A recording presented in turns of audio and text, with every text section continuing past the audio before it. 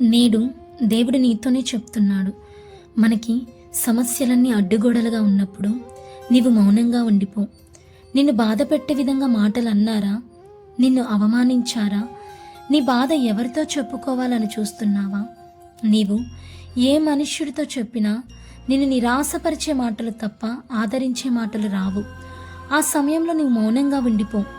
దేవునితో చెప్పుకో. దేవుడు నీ జీవితంలో ఆశ్చర్యకార్యాలు చేసే వరకు సైలెంట్గా ఉండు.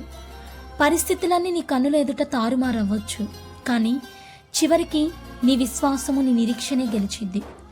ఒకవేళ నీకు నువ్వే నీ హృదయంలో నీ ఓటమి గురించి మాట్లాడుకుంటున్నావా? నా వల్ల కాదు, నా చేత కాదు, నెగిటివ్ థింకింగ్, ఇవన్నీ ఆలోచించుకో. ఓటమి మాటలు పలకవద్దు, అవిశ్వాసపు మాటలు రానివ్వకు. ఎందుకంటే నీ మాట చొప్పునే నీకు జరుగుతుంది. నీవు విశ్వాసపు మాటలు మాట్లాడితే నీ విశ్వాసపు చొప్పున నీకు జరుగుతుంది.